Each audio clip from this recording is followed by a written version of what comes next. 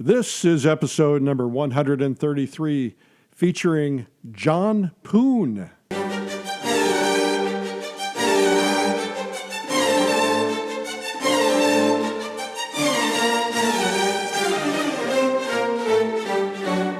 This is the PleinAir podcast with Eric Rhodes, publisher and founder of PleinAir magazine. In the PleinAir podcast, we cover the world of outdoor painting. Called PleinAir, the French coined the term, which means open air or outdoors. The French pronounce it plein air. Others say plain air. No matter how you say it, there is a huge movement of artists around the world who are going outdoors to paint. And this show is about that movement. Now, here's your host, author, publisher, and painter, Eric Rhodes. Thank you, announcer Jim Kipping, and welcome to the PleinAir podcast. My name is Eric Rhodes, and I hope you're enjoying a summer of plein air painting. Maybe you're listening to this in Australia and you're enjoying a winter of plein air painting. It doesn't matter when it is. I hope you're enjoying plein air painting in general. If you've not yet tried it, if you're listening and you're curious, get out there and try it. Find somebody to help. That always helps. Find somebody locally. You can find somebody everywhere. And that'll help you get up to speed quickly. Don't get discouraged. It's going to take some mistakes to make some progress. It's just part of the deal. You made mistakes when you were learning to drive. And if you're brand new, I teach some core basics you need to know about values, what I call the value scale, or what we all call the value scale. I've put it into kind of a new form. It's kind of like paint by numbers, not quite that narrow, but I call it paint by note. And you can find some free lessons online at paintbynote.com. And I teach you some things that are really important basics that I wish somebody had taught me when I first started painting. If you want to go painting with me and a bunch of my friends, well, we're going to go paint at George O'Keeffe's Ghost Ranch in New Mexico this coming fall, September 22nd through the 29th. There's no lessons, no workshops, just a week of painting of amazing fall colors. I'm told the cottonwoods will be in bloom that week. They have these deep, vibrant yellows against those red rocks. When the sun hits those red rocks, it's pretty incredible. We'll probably go up to Taos. We'll paint around the area, maybe at the Native American adobe up there. And of course, Ghost Ranch, we could paint there every day. George O'Keeffe painted there for many summers. We'll paint all around the area. It's going to be fun. The event is really wonderful because Ghost Ranch is really a special place. We call this the Publisher's Invitational, and it's going to be sold out pretty soon, quite frankly. And it's a chance to make new friends, to get a lot of painting done. And in the fall, Publisher's Invitational is called Fall Color Week, and that's where you find it, fallcolorweek.com. Coming up after the interview, I'll answer some art marketing questions. Got a question from Germany this year. Let's get right to our interview with John Poon. Well, John Poon, welcome to the PleinAir podcast. Thanks, Eric. Glad to be here. I'm really honored to have you on the show. I have tremendous amounts of respect for you and your work, but also the fact that you've managed to make a living as an artist for well over 20 years, and that in itself is quite an accomplishment. Yeah, I'd say so. I never would have guessed it when I was going through art school that I'd be making a living as a painter, a fine art painter. But things kind of happened the way they did, and I kind of went with it, and it just kind of worked out. So, well, let's talk about that. Let's kind of talk about where this all began for you. Okay. You grew up where? Well, I grew up. Let's see. So I grew up in Southern California and Northern California. I went the first couple of years of high school down in Pasadena, California, and then 11th and 12th grade we moved up to the Bay Area, San Francisco Bay Area, and I went to high school up there. And what about the art? When did this all start kind of speaking to you? Well, I think my mom bought me a watercolor set when I was 9, and I was just every day I got home from school, I'd be painting on that watercolor set. So I think it was even from an early age and a kind of a intuitive response to making pictures. And by the time I got to high school, especially, I went to Elfrida High School up here up in the Bay Area, and I'd be in the art department or the art room all the time. You would take 2 or 3 sections of art during my senior year, and that's kind of all I did. I would doodle. One of those kids in the back of the room who would doodle during American Experience, and kind of amazing that I passed high school, considering that my interest is really either playing soccer or making pictures. So did you at that time? Did you envision yourself becoming a full-time artist? I think from the time I was about 14, I thought, I wonder if I could make a living doing this. There was a substitute teacher who came to teach us one day who worked for Disney. And, he drew this big boat on the chalkboard. I couldn't believe it. No erasing or anything, perfect proportions. And, I just talked to him a little bit about it. And he had worked for Disney doing, I think at that time, part-time. I don't know whatever happened to him. But I thought at that time, 14 years old, I thought, I wonder if there's a way that I can make a living doing this. And so I had my mind set on it as an illustrator. I thought, I didn't know anything about fine art painting at all. So I went to school for illustration. And, I don't know, about my second year there, I ran into an old mentor of mine by the name of Bill Mon. They suggested I take a landscape painting class with Bill. And it was just like a light bulb went on. Up to that point, I was painting figures. It was narrative. It was, advertising art, and I couldn't fathom just going out and painting a landscape, but they suggested that I do that. So I did that summer. And I remember, the summer in San Francisco, all the fog rolls in the morning. It's cold. And, we got out, bugs, everything, all semester long. And I just loved the experience. I just thought, I really like this, and I think as fine artists, we kind of earn a right to follow our nose, and it was very intuitive. I just thought, for some reason I connect with the landscape. And so that was probably my second year of art college. And from that point on, I took the required courses for, of course, drawing, figure drawing, et cetera. But my focus was purely on the landscape from that point on. So this was Academy of Art University? Academy of Art University, yes. Yeah, great school. It is really a great school. I count myself fortunate having gone there because they still teach in the traditional way. And I'm sure the faculty there, Craig Nelson and Bill Mon, they were instrumental in running the illustrations and fine arts department. And they taught it, the old school way. It was still traditional drawing and painting, learning to develop your skills. And so those types of art colleges were disappearing. And I was lucky to be a part of that while they were there. So. Well, I saw Craig at the PleinAir convention, and he was. I saw him outside painting when we went up to the Ventana Winery in Sonoma, and had a nice chat. And I guess he's still there. So he's been there a long time, and he's really trained a lot of really brilliant artists, and has done a really great job. I didn't see Bill. So from your perspective now. Having been through all of that, and you've been out on your own for 20 years since then, what do you think is the ideal training for an artist, and whatever kind of artist it is? Because I think that, we're now learning so much about how figurative art really is very important in terms of learning your drawing skills, and how plein air painting is really important in terms of learning to paint, but also learning to not only paint great landscapes and get light and shadow and form right, but how it really informs your painting on the figure and on the portrait. So do you have what you would consider to be an ideal training? Is it what you got, or would it be different today?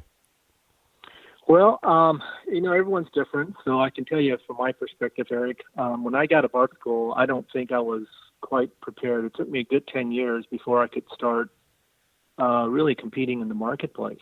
And I thought I did pretty good in art school. I got a number of scholarships and awards, but the truth of it is we all learn the bulk of what we know, and we develop our skills long after school's over. So I think art school is a great foundation by which to, for further learning. And I took workshops, after art school. I would find an artist I thought I'd like to study with, and I would take workshops with them. And I picked up things, really, really valuable things there. But a lot of it was just being out on location and observing the colors, getting a sense for the atmospheric perspective. And we're talking about straight landscape painting now. Of course, if someone's interested in other genres, not really much different. You're still life or figure. You're still working from life to, really be able to get your chops down. Mm-hmm. So I would say working from life was one of the big factors in terms of my education personally.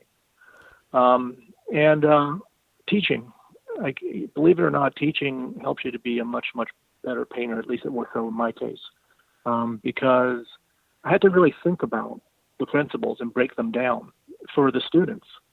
And in that process, I was actually breaking them down for myself as well. And so one of the things about, for artists starting out, aspiring to, maybe do this for a living or to sell through galleries or enter shows, particularly if you're selling through galleries, there's got to be a certain consistency to the work, or in order to, just survive. I mean, there's just the basic demands of reality there. And I think that consistency for me came about from teaching, because I really had to spell it out for the students, and so doing, I was able to, I get to my painting on my easel, and it comes back to you. Okay, all the foundational things, where I come up with a four-step program for how to, maybe help someone get through a painting, and I would apply that same four-step program, to my own work. First outdoors, and then in the studio. It worked so effectively, I thought, okay, I'm just going to use this approach in the studio. So I'd say that's it, Eric. For me, it's the ideal was to paint and draw from life, and to be dogged about persistent through all the ups and downs. I think all artists go through that. I don't know what I'm supposed to say, what I'm not supposed to say in this interview, but I've gone to shows, and you can tell that look in someone's eyes. We've all had it where everyone's selling, but you're the one who's not selling, and that's and it's as you recognize it. A friend of mine said not too long ago that all of us have had a drawer full of rejection letters if we've done this long enough. Those are just the reality. He's a terrific, great painter, and I think those are the realities of being an artist. Is you got to just stay with it, get consistent, go through all the ups and downs until you can network, number one, and get in the galleries, and then be consistent once you get in the galleries, and then get your skill level higher so the paintings will actually sell on a consistent basis. For me, if I look back since art college, that was a long, slow process. So. When are you ready to learn? Excuse me. When are you ready to teach? I've had some artists who have said, you really shouldn't teach until you really are highly developed at every level. And then I've had other artists who say, I can't teach high-level painters, but I can teach beginners. Is there a right or a wrong time to step in as a teacher?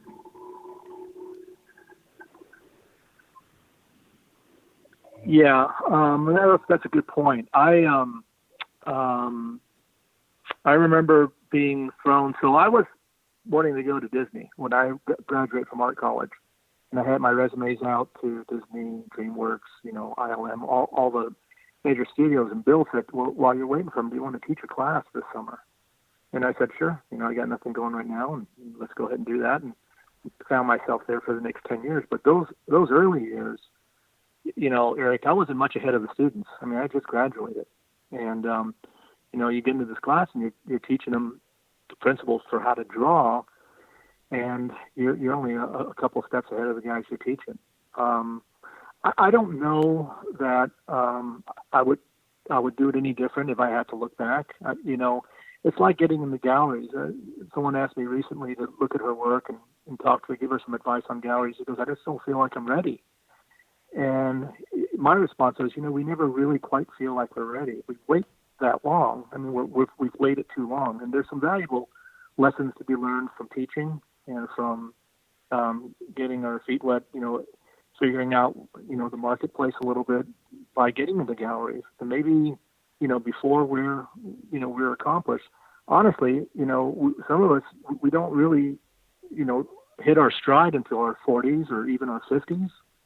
And you just can't, you can't wait that long, to get going on stuff. So is it an ideal situation? No. I mean, I wish we had our skills intact, from day one, and we could get going on it. And I did know some students in art school who were almost like that. They were just so good by the time they graduated. We mentioned Craig. He got out of Art Center early in the 70s, and he was already good at what he did. He did great as an illustrator right from the get-go. But if that's not the case for everybody, I'd still say that it's good to get out there and start teaching. One thing that I was told was that you're still better than the students who are in your class, and I kind of hung on to that. And it didn't take me but a few semesters to really bone up on my skills for both teaching and for demonstrating. I really looked at it analytically and go, okay, where do I have to get strong? What do I have to get better at in order to be able to demonstrate how to draw an eye for a light figure drawing class, or how to get their proportions? And so I would be laser focused on those 5 or 6 things during those several weeks at the beginning of the semester that I would need to teach. And then the middle part of the semester, I would really bone up on those things that I would have to relay there. And I guess it is a lot of it's baptism by fire, but sometimes that's just the best way to go about it. And Sometimes there's the also only an way to go impact. about it. I'm sorry. No, I was going to say sometimes it's maybe a better way to say it. Sometimes that's the only way that you can go about it. So. Well, sometimes you just have to jump in. I would agree with that. And there's a lot of people out there who will tell themselves, or others will tell them that they're not ready, and maybe they're not.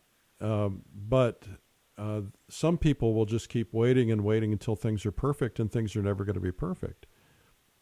They never do, and they never are. And one of the things I'll say about teaching, I get excited. I'm getting ready to do a 3-week class here in Utah. I wasn't sure whether when we came up with this idea last year that it would even people could take 3 weeks off, but it's been pretty popular. And the reason why I get excited about doing it is because, honestly, I like teaching as much as I like painting. I just find it as rewarding to see someone else get better. That's not applied. It's really true. There's something, and I'll get emails every once in a while. Hey, I just got into this show I've been trying to get into. Applying the principles, you can see their work getting better, and there's a satisfaction there. Versus when we're painting, our eyes really always ahead of our ability. And so, with the exception of a couple of parts on a painting, for the most part, I'm never really all that satisfied with anything that I paint. And so, I would say that as time continues on, we find better ways to improve our craft and better ways to improve our teaching. It's one of the things that I think sustains me personally. That's one of the things that keeps me from getting bored as a painter. After, the span of a career, I'm 20, 30 years into this thing. What about the guys who've been in, 40 or 50 years? How do they stay fresh? I went up to Jackson Hole, I think it was last year. And Jim Wilcox is a friend. I've admired his paintings for years and years. I went to his gallery. He had a giant painting of the Sleeping Indian. It's probably one of the finest landscape paintings I've ever seen. And he's been painting the Tetons since the 60s. And when I ran into him this last fall, and I said, Jim, and I mentioned that painting and how much I admired it. I said, how do you stay fresh? How do you stay alive? I don't remember that he gave me a straight answer, but I think for all of us, whatever it takes, we've got to kind of maintain that freshness. Otherwise, if we fall into too much of a routine, it's kind of the death of an artist to get too rote at what we do. So. Yeah, or there's a lot of artists who develop a gimmick. A watercolor artist staying at the house here with us as we speak, and we were talking last night about how there are a lot of people who paint the same painting over and over and over and over and over again. It's variations on the same thing, and they're not ever trying anything new. And how we were talking about how boring that must be. It might be successful, but at some point it's like, am I really going to do this one more time? So I get that. So I wanted to probe a couple of things. The two things I wanted to talk about is you said that you broke painting down into 4 steps. I want to know about that. And then the second thing I want to know about is what makes a good teacher? What have you discovered that makes you able to teach differently? So, just in terms of teaching, what makes a good teacher, you have to have what I call classroom psychology. You have to understand it, what that's about. That's putting yourself in the student's position, being able to remember back to what it was like, or even some of the hurdles. Frankly, I find it's the same 12 or 14 hurdles that most people, whether they're advanced or they're beginners, we stumble over. We continue to stumble over. So there are a finite number of principles, I think, that that we address time and time again in our own paintings and in the classroom. So to be a good teacher, I think you have to understand the classroom psychology. You've got to be able to put yourself in the student's position. That's the first part. The second part is you just have to have a driving desire to want to see people get better. And I can't oversell that, because I know some very fine painters, but they don't necessarily want to teach. And when they find themselves in the classroom, their heart's not into it. You have other situations where some teachers, they don't give up everything they have. I think if you're going to be in the classroom, folks are coming to you. They're bearing the expense to travel. They have a hope that you can help them. They obviously like your work, or they wouldn't be taking the class with you. I feel like, how can I let them down? And I've done crazy things like start classes. There was one class some years ago, number of professional painters in there, and at the beginning of the week they said, "Now don't be our mom. We really want to learn something here. Let's just push us as hard as you want to push us." I said, "Okay, let's do it." And so we started at 7:30 in the morning, and we'd finish at 8:30. This is a July class during the summer, and they were doing 4 paintings a day. And even the most durable, by Thursday was going, let's just do a half day on Friday, because you reach a saturation point. But I was in it the whole time they were in it, because I just loved being there. I loved seeing a light bulb go on, or if somebody is able to, get past a hurdle in one of their paintings. And, they're always so appreciative. The students who come to class are usually always so polite and cordial. So I think that's part of what those two things are what a teacher needs. Number one, to be able to put yourself in the position of the student, and to be able to relate to them, and to be able to help them on things like value, design, color, brushwork, and be able to break it down. And the second part of it is you just have to have the right motivation. You have to really want to help them. And as far as the first question, Eric, 4-step process. So I found that when I used to go outdoors painting, it would be very inconsistent. I'd get a good painting once in a while, and then a lot of bad paintings would also ensue. So I might get 1 out of 4 or 1 out of 10. And I thought, well, what can I do here to become more consistent at what I'm doing? And I viewed plein air painting as partially a sport. You've got to have your equipment in place. You got to kind of know what to look for, because you're not in a controlled environment. It can start raining, wind can kick up. For an acrylic painter, that's really hard outdoors to deal with the wind. And so I developed a system that I could utilize and get better at as time went on. And so if you want me to walk through it, basically step 1 is has nothing to do with painting. It has to do with our concepts for our design, our design idea, if you will. For me, in short terms, I basically break it down to 2 things. 1, every good design is fundamentally an arrangement of 3 to 5 shapes, quoting Carlson. And in conjunction with a focal point. If we can get 3 to 5 masses of varying size, value, and shape in conjunction with a focal point, we've got a really good prospect of getting a good design just about every time. And so before that starts when I arrive on location and decide on what painting to, what scene to paint. It starts when I'm looking through my camera and I'm zooming in or zooming out and seeing those masses, how they begin to vary and how they adjust based on, whether I'm zoomed in or whether I'm zoomed out on the scene. So that's step one, is coming up with having an idea of what we want to paint. Steps 2, 3, and 4 are going to follow step 1. If step 1 is vague from the beginning, steps 2 and 3 and 4, they just don't go in any general direction. I've done paintings where I've gone into 20 minutes and it's never gotten better after the first 20 minutes. And I thought, why is this happening? And it usually boils right back down to step 1, where we really need to have a good idea and a good design intention before we start painting, before we start adding paint to the canvas. So along with that, I like to sketch my scene onto my canvas in 5 or 6 strokes. I really don't do much of a drawing, mostly just breaking up the space, and I call that step 1. Step 2 would be to block the entire painting in. We get caught in a classroom situation, particularly because we don't want to see anyone. We don't want anyone to see our bad painting, right? And so we're working on a tree or something, and the rest of the canvas is white, but we're trying to make that tree look as good as possible, and we're putting a lot of time and effort into it.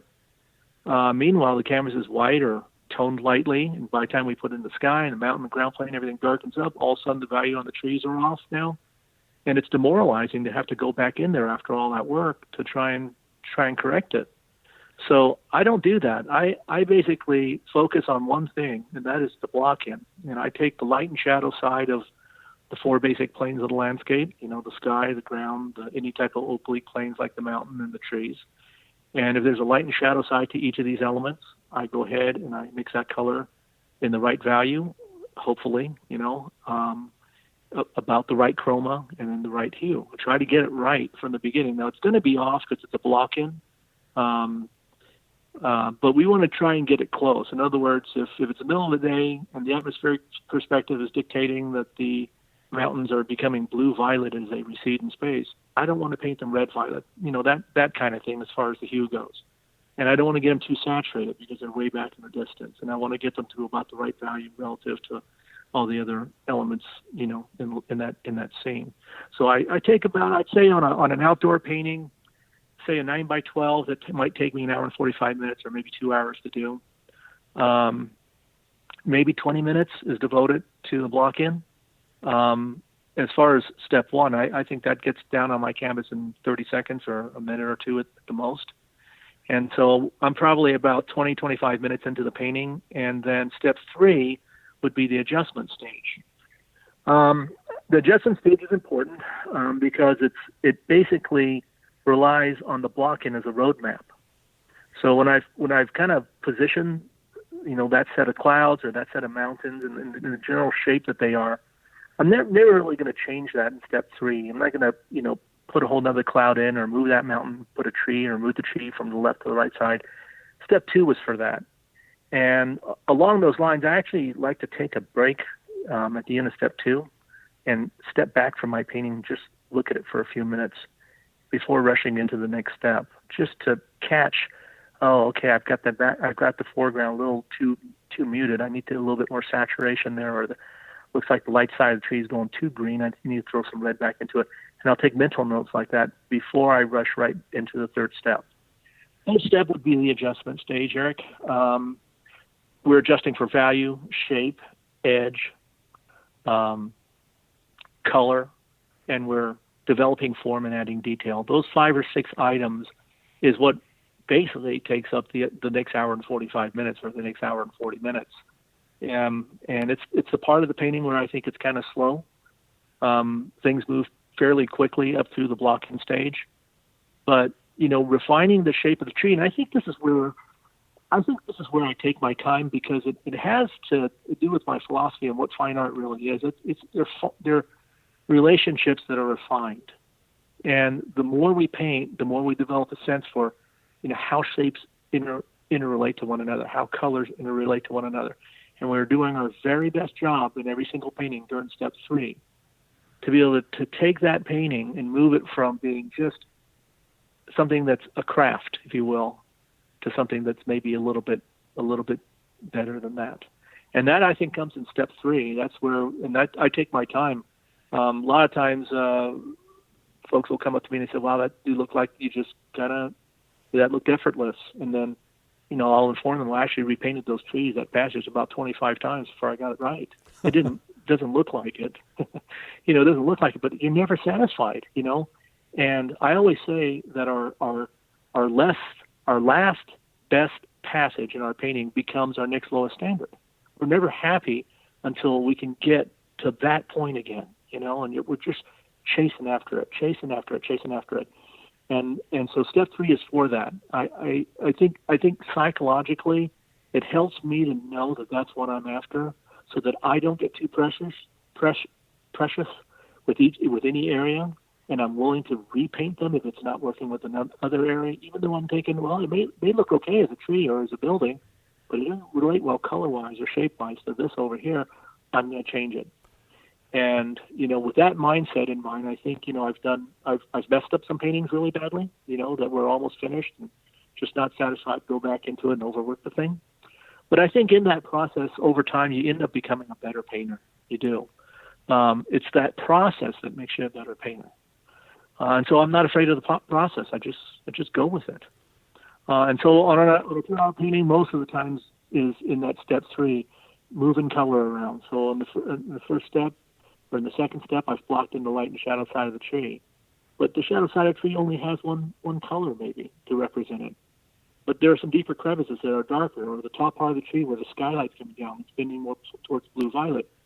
I don't have time and it's not the place to try and put those nuances in the block-in stage.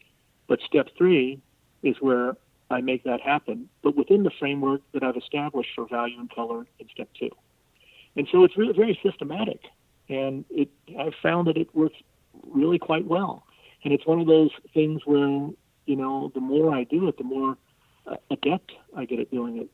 The block-in stage, I couldn't do a block-in in 20 minutes initially. That must be very tempting, though. You're seeing things that you want to put in, and you're resisting it, and it seems like the part of me would be saying, well, the practical thing would be go ahead and put that reflected light in right now. You're saying resist that temptation, get those block-ins done, go back to it. In general terms. Because there are times when I'm interested in doing this right now, and I'll just kind of sneak in there, and steps 2 and 3 can cross over a little bit. It's not designed to put, to handcuff us at all. It's just to keep organized is what it's for, Right. And that's an interesting statement. Along those lines, I see most of the time I'm not that tempted, because I think a good block-in, actually, it doesn't look like a finished painting, but it looks correct as a block-in. And one of the goals I strive for, aside from establishing the basic color and value and positioning, spacing, and whatnot, is I've had a successful block-in when I get a very good sense of the light direction, the light quality.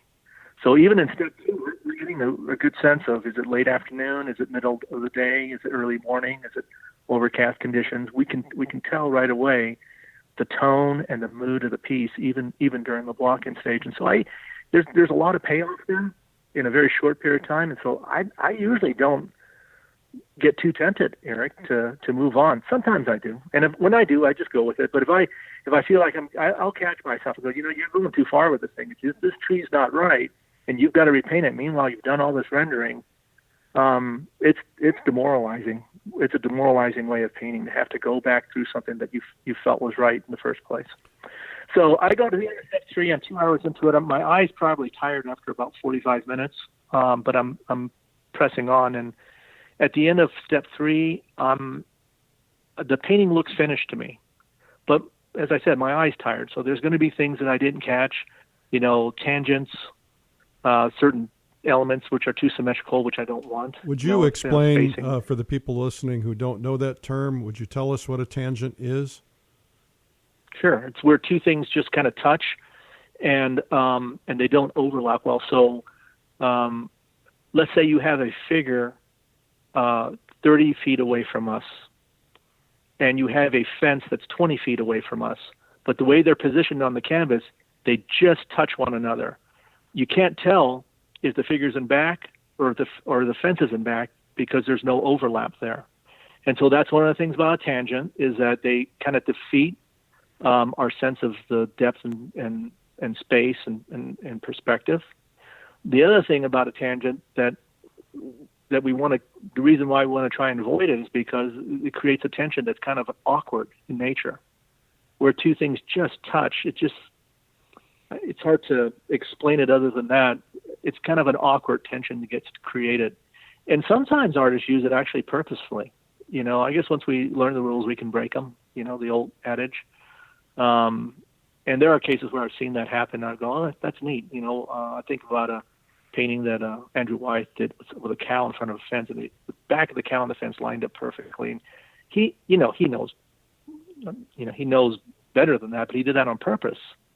For the sake of the composition, there was something else he was trying to do. But in most cases, I think we follow the rules. We want to try and avoid those tangents, and because we want to avoid that awkward tension, and we want to be able to create good overlaps and make it really clear to the viewer how the depth of field, the spacing, and as things move back in space, what's in front and what's not. So that's what a tangent is. So I'm tired after 2 hours of this, and I'm not making good decisions anymore, and I just give it a rest. Step 4 would be, going off and having lunch, maybe if I'm painting with someone else, go look at what they're doing. Maybe I come back the next day, if it's something I'm working in my studio, or maybe I bring my painting back in from outdoors, and then I come back to it in my studio. We need a certain amount of time for our eyes to rest and for these things to become visible to us. It's a phenomenon. It's just the weirdest thing that happens. Our own painting becomes invisible to us as we near the end of the composition. And it happens to just virtually everybody I know, because I've had really good painters ask me, well, what are you seeing? Can you give me a critique? And I'll say, well, did you really intend for those two trees to be the same size, perfectly symmetrical, like an orange in color? And they'll just chuckle and they'll say, okay, that's what I tell my students not to do all the time. We don't see it in our own paintings, and vice versa. They'll come down and they'll look at my paintings and they'll catch stuff. I go, I didn't even catch that. It's so obvious. But if we can get a little break from our painting, get away from it for a little while, come back to it with fresh eye, and it becomes real obvious. Step 4 would just be finishing touches. It'd be hitting an accent here for balance. It'd be breaking a line that's too strong. It'd be maybe building up the paint, getting a little bit more impasto on there. Just finishing touches to help, hitting an accent. Maybe the focal is a little weak. We could sharpen the edges or hit the contrast a little stronger. Those things become, we're readily aware of them once we've had a break. And that's one of the things, too, I would say about, working as doing this for a living, is that they've got to get out the door and they've got to get to the galleries. And if we had a limited amount of time to, we could let the paintings sit around for a year. And before they had to ship them out, we could probably catch most of them. Most artists could probably self-critique their own work. But in lieu of that, if you've got paintings to get out the door, then my thing is have a trusted friend who will give you an honest critique. And and that's one way that I've been able to get past even the 4 steps. But the 4 steps take us a long way to getting that painting done, and in a way that's really quite consistent. I like it. I like it a lot. This just happened to me. I was painting a portrait, had a model in the studio, and been painting for almost 3 hours consistently, other than model breaks. And, we're down to the last 15 minutes, and I took a break. I went to the house to get a drink of water or something, and I came back, and I realized the model was wearing earrings. I didn't even see them because I was so focused on other parts of it. What I try to do when I'm studio painting, I don't do this so much when I'm plein air painting, is I'll put the paper towel roll in the back of the room. And then, when my towel gets too dirty, I will walk to the back of the room to get my paper towel just because it forces me to get away from the painting. What a great I think idea. your way is better. Go have lunch, go get a 20 or 30 minute break or an hour break and then come back to it. Makes a lot of sense because you see things so differently and freshly at that point. Absolutely. And honestly, sometimes it's 6 months later before, I got one in the studio right now, 36 by 48, and I've worked on it for a year. And I'm just stuck. When I first saw the image, I thought this should be pretty straightforward. And everything that I'm doing, it's just, and little by little, I'm going, oh, you know what? This edge really is just too sharp right here. But I turned the canvas backwards and didn't look at it for 3 months. Then when I saw it again, you're really fresh. You're really objective, going back to it. So half an hour would be great, but sometimes it takes longer. I would agree with that. So famous photographer Fred Picker, who's in the Museum of Modern Art, once told me that he would take his photographs and then he would develop the film, but he would not print the film. This was before digital. And he would not look at them again for another year because he was so influenced by the emotion of the scene, he couldn't determine if it was a good photograph or not. So the equivalent would be painting the photograph and putting it away for a long time and then coming back to it. So you can see, painting the painting, not the photograph, seeing whether or not it still reads as a good painting. And somebody, I think on the podcast recently said, I think it was Dawn Whitelaw, who said she will take the last segment of the painting and not look at her reference at all because she wants to now focus on, is it a good painting? Does it read as a good painting? You ever do anything like that? Sure. Yeah, all the time. There's a lot of times where that's what that step 4 is. Most of the time in step 4, I'm not looking at the reference anymore. It's just about aesthetics. And I might be doing something that the reference doesn't dictate, like you may need a dark element on the right side, so I'll create a rock, or I'll create a shadow. Or you may need, the photograph has everything sharp edged, and, I don't want that influencing me on those last stages. I just look at the painting and go, that road leading to this focal point is just too obvious. How about running your thumb through that paint a little bit, softening those edges as it goes back, things like that I think the photograph actually, can kind of mess you up as you continue to look at it. So I think one of the most difficult things for a lot of us is to take that study that you've done, and I know you sell your studies and your studio paintings, at least I think you do. Is that right?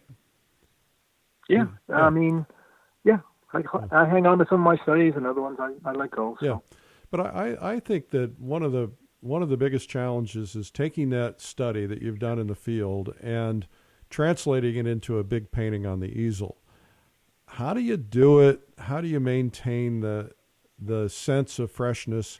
And how much further do you develop something? Do you go into a lot more detail? Do you approach things differently once it's in the studio? What's your process like?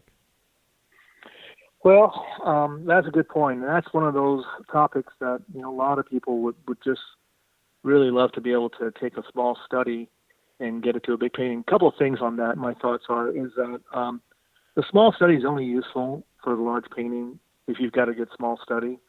If the small study is off in any way that is not helping the painting, then that doesn't help you in making a large painting. The other thing too, I think it's really hard to keep a large painting as fresh as a small painting, and the very best artists can do it. So one of my favorite painters is Maynard Dixon, and you look at his paintings. Sometimes he has a sagebrush in there that looks like it's about half done, but it doesn't even look like he's finished painting it. Yet in the context of the overall picture, it functions beautifully. And so with that thought in mind, I kind of take that approach when I'm working on my larger paintings. The tendency is if you have a large area to put detail in there to help it to be interesting because it's such a large area. And detail could be, I shouldn't use the word detail, though detail happens a lot. I should just say variation. So that a large area could vary in color, or it can vary in value a little bit. It can vary in texture, or it could have detail, light and dark patterns, whatever, of maybe form of a tree within the shadow, a large bank of trees in shadow, and you're tempted to want to go put that stuff in there. Over time, I think and the 4-step process has helped me to learn how to do this, is to block in and keep things more simple, because it trained my eye to be able to understand shape much better, that second step of that 4-step process. And if you become a fan of shape, you don't rely as much on detail or rendering in order to pull off the painting. A lot of times we get into a painting, we think, well, the more we can make this thing look real, the better it is, because it's not looking right so far, so I'm going to add more detail to it, and that'll help save the painting. And I think sometimes it does, but I think the very best painters out there are the big picture painters. In other words, they're thinking about what the big picture looks like, not the individual areas. They do think about the individual areas, but only as they function in relation to the bigger picture. And so with that in mind, I don't try to put a ton of detail. I don't try to necessarily, I feel like the painting should look like a painting and a photograph should look like a photograph. If my paintings ever start to get too real looking, I actually start to wipe areas out and get them more basic, put less detail in there. So with a photograph, I usually work in conjunction with both the photograph and the small study. The small study mostly for color notes, because honestly, if you're taking a 9x12 up to a 48x60, there's no way to paint that 48x60 the same way you painted that 9x12. The brush strokes and everything just will not translate on that larger scale. And so really it's its own product. And I kind of treat it as such. I use the study mostly for color notes, for value, maybe for some design changes, compositional changes that I made to the scene. And then I'll have a photograph there as reference for any type of detail, any type of form that I need. Ideas for form in the shadow side of a tree, light side of a tree, mountains, etc. One of the principles behind that, Eric, is that our minds are limited as to what we can make up. That's why if we make up our own paintings, all the shapes start to look the same after a while.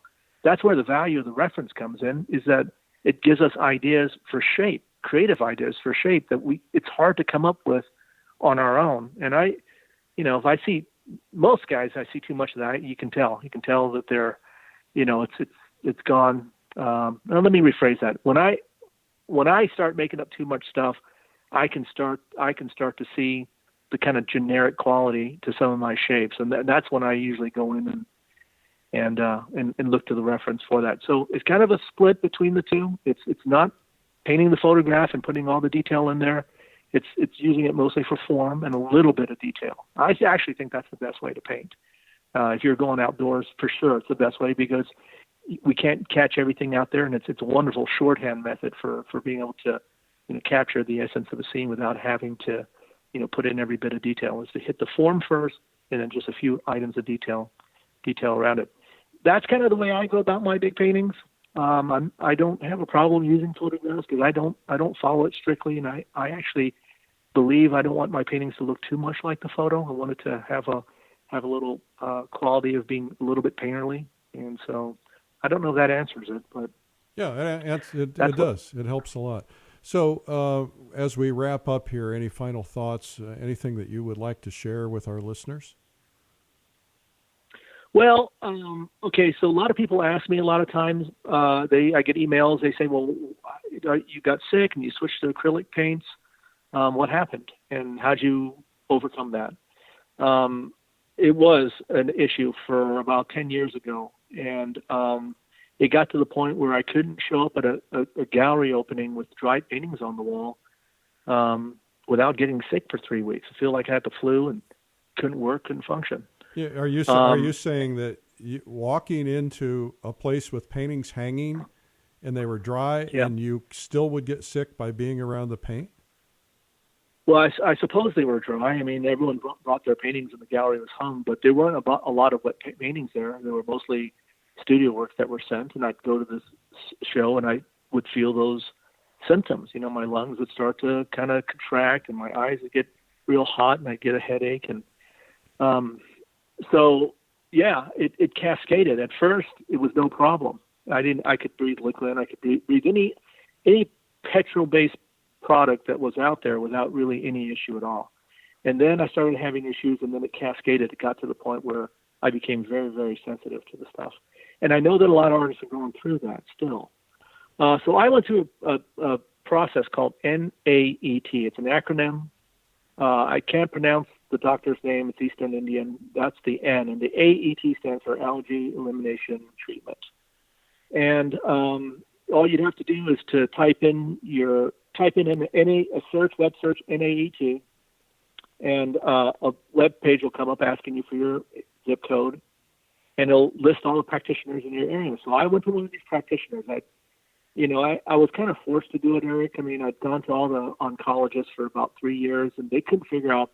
At the end of all the testing, they just said, well, we're going to give you a steroid inhaler, and you kind of have to be on this the rest of your life. And I'm like, well, that's not treating. That's just treating the symptoms, not treating the cause.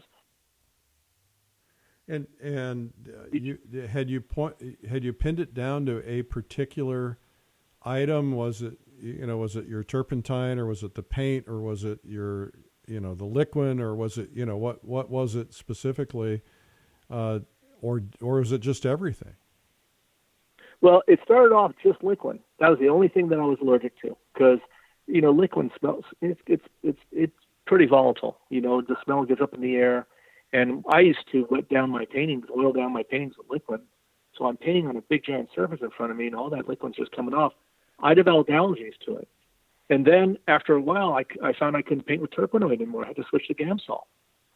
And I just had to be very careful. After a while, I couldn't pump gas if I got a whiff of gasoline, I'd get sick. See, it went from one thing to another, and it started off with liquid, but it quickly went to anything that was petroleum-based I would be allergic to. Huh. So I went in there, and like I said, at my wit's end, I thought, well, I don't know what I'm going to do for a living, because I'm kind of a one-trick pony. And I ran into a friend of mine. She says, well, have you tried NAT? I didn't know anything about it, but with nothing left to lose, I went in. There was a practitioner in my area. Went down and talked to him. And he recognized it right away. He said, you have chemical allergies. That's very common. I mean, none of the doctors knew that. He knew it. And I said, well, out of 100 people, how many people are you able to help? He goes, like 96%, 97%. Very few people I can't rid their allergies of. So he got rid of all my allergies. I had allergies to nuts that had nothing to do with my profession. Got rid of all those allergies. He got rid of, it's a non-invasive technique. Doesn't require you drink anything or get any injections. The procedure takes about 3 minutes.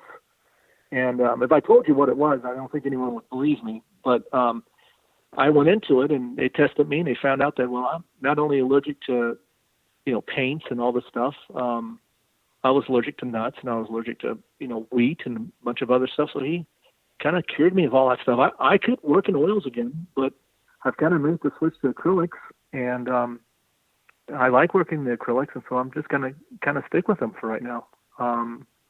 But if anyone out there is having problems with your allergies, you don't have to live with them. You can get rid of them. They're easy to get rid of. He got rid of my wife's allergies as well. I said, Jen, this stuff really works. So she would go and watch my kid's soccer game. She'd be out there for 2 or 3 minutes and start getting hives. I'd have to watch the game from inside the car. And nowadays, spring rolls around, no more runny nose, watery eyes. She goes out, sits there, and watches the kids' game. Cut grass does not affect her. Cottonwood does not affect her anymore. So it's not just me that he helped. He helped my wife, my niece, who was deathly allergic to dairy. Always carried an EpiPen. So if the artists out there are you finding problems with allergic reactions to any of the materials that you're working with, just do a search on NAT and see what you can find out. Now, I think some practitioners do a better job. They follow the protocols a little bit better. The guy that I had did a great job with me. Of the 25 allergies he got rid of for me, there was only 2 that took 2 treatments to do it. I mean, just wouldn't go away after the first treatment. And my wife, she took 4 treatments to get rid of her cottonwood allergies. So her body didn't respond as quickly, but eventually it gave in. It gave in to the treatments. It's really interesting because I'm told that allergies oftentimes develop when you consume something a lot, or when you are around something a lot. So, if you're around petroleum-based products a lot, then you can develop that allergy. It's not something that was always with you. Is that correct? Yes, it is. As a matter of fact, after all these treatments, I got rid of all this stuff 8 years or 9 years ago. Since then, I can't eat bananas out of nowhere. I mean, I've been eating bananas my whole life. But allergies can start later in life. And the thing about it is that once they treat you for this, it's gone permanently. Like the allergies do not come back.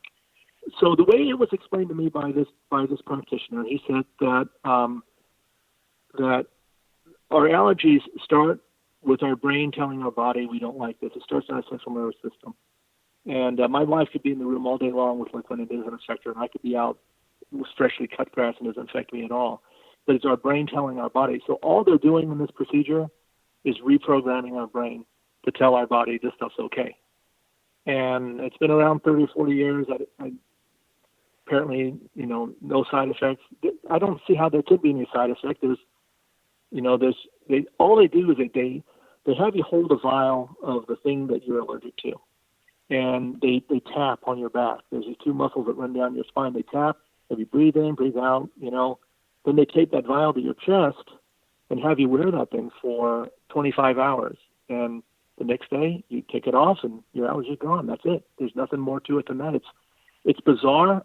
I can't explain it any better than I could explain like electricity, but I just know that it worked for me. So I pass that on to anybody who's having problems out there. Hopefully that'll help someone. Well, this may have been worth the entire time listening to you, because so many artists are dealing with issues with chemicals and so on. And of course, a lot of them are trying to get away from them.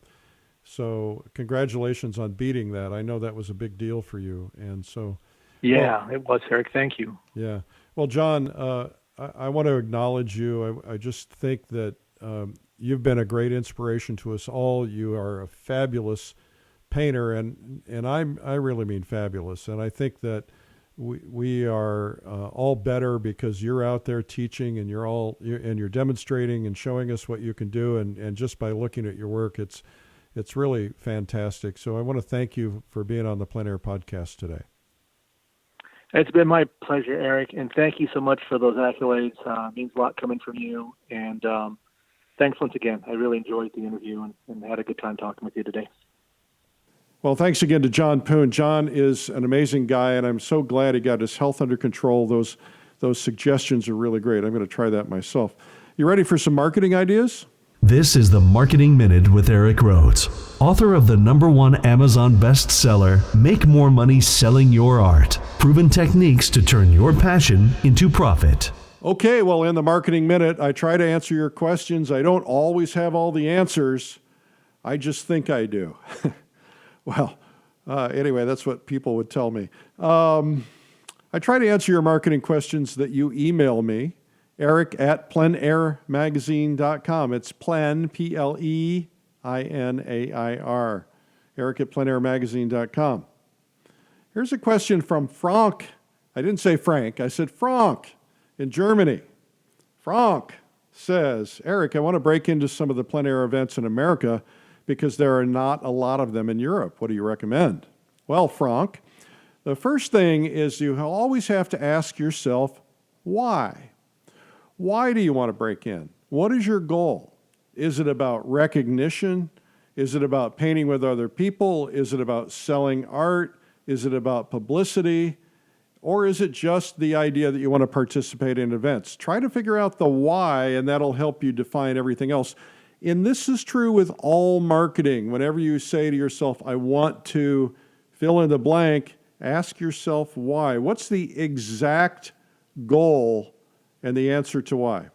Next, Frank, what I'd like to say is that there are not a lot of events in Europe. That's true, but we need more, and maybe it'd be a good thing for you and some of your friends to start some events. And that's how they all start here, in Laguna. The Laguna was just a few painters who got together and started the Laguna chapter, or the Laguna PleinAir Painters Association, La Papa. And so that's how it works. Just get some friends together, maybe go to a local charity or local city or somewhere where they can give you some promotion power, where you can attract some people. Get them to promote it. Spend about a year in advance on it. Put some publicity out there on it, and you'll find that you can create your own events. And quite frankly, we need more in Europe because the plein air movement is spreading around the world, and we need more everywhere. And so the more plein air events, the more people find out about plein air painting, etc. So that's a good thing.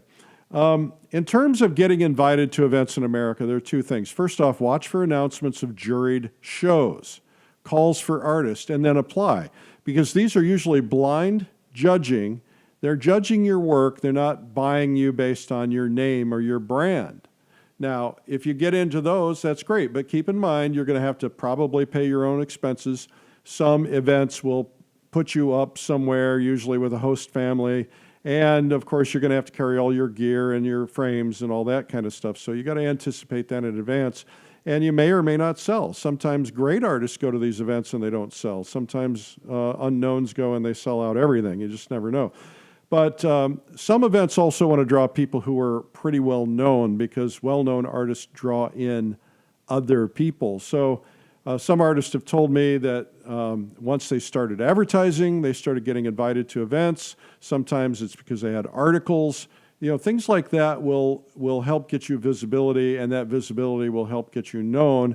So look for ways to get visibility, do your marketing job, and that's what it'll do. I also say that winning awards will get you publicity, and winning awards like Plein Air Salon, for instance, will really help as well. So be visible.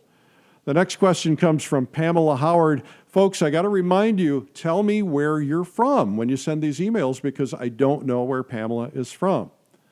So I don't know where you're from, Pamela, but she says, in your book, you talk about how to get publicity.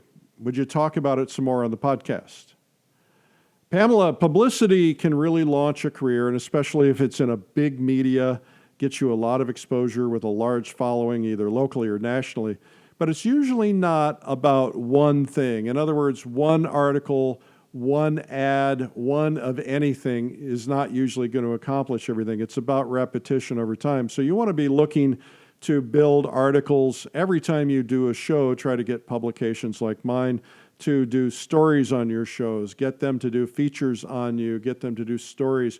But also you've got the whole local option, right? So you've got kind of local, national, and then you've got industry specific. So national might be, how do you get NBC News or the National Enquirer or somebody like that to do a story on something unique that you're doing? That's cool. And that gets you a lot of exposure, but it's a one-time only exposure. And if you get into something like Plein Air Magazine or Fine Art Connoisseur or something else, then you are now getting seen in front of the people who matter most, which are collectors. The collectors and the people in the industry, the people who run events, things like that, that's going to help you a lot. And so look for opportunities to do that. But I also think every artist needs a local and a national strategy. Local because you can make a lot of sales and a lot of money locally.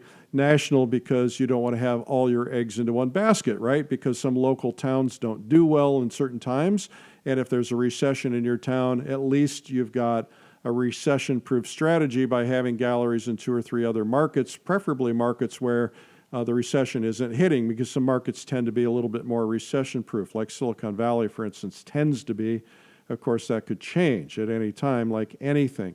So do national, do local, and basically get to know editors. Keep them informed. Don't badger them. Send them something 3-4 times a year. Don't send them an article that was just written about you and a competitor. That's like, people send these things to me all the time. They say, hey, I just got this article in so-and-so magazine, and here's another one in so-and-so magazine. And it's like, well, why would I do that? Because I don't want to do what everybody else does. I want to do something different. So don't tell me that. But of course, don't trick me either, right? So, I don't want to say, hey, here's an article on this trip that I just did, and then find out it's appearing in 3 other publications. It's not really fair. And you just don't want to make bad will with editors, and sometimes they will see things like that as bad will. So anyway, get to know editors. Every editor of every magazine, every everything, every newspaper, they have slow moments. They're looking for ideas. And if you have something that's pre-written or an idea that's in front of them at the right time, they're going to grab it and run with it. And sometimes that's the best thing that can happen to you. So I hope this has been helpful. Well, that's the Marketing Minute. Well, thank you again for watching or watching. Thank you for listening today, watching. What am I, TV? I hope you'll come to Fall Color Week. That's going to be a lot of fun, and you can find out more about that at fallcolorweek.com. And what else? Oh, you could check out my Paint by Note system at paintbynote.com. If you're new to painting, it's a perfect thing for you to kind of get you up to speed, and a good way to kind of get familiar with what we call values. Also, if you've not seen my blog where I talk about art and life and lots of other stuff, check it out. It's called Sunday Coffee, and you can get it for free, and it will come to you automatically if you go to coffeewitheric.com and sign up. It'll just come to your email on Sunday mornings, and I'll be out there on the porch writing them for you all summer, all winter, all the time. This is always fun. We'll do it again sometime like next week. I'm Eric Rhodes, and I'll see you then. I'm the publisher and founder of PleinAir magazine. And remember, it's a big world out there. Go paint it. We'll see you. Bye-bye.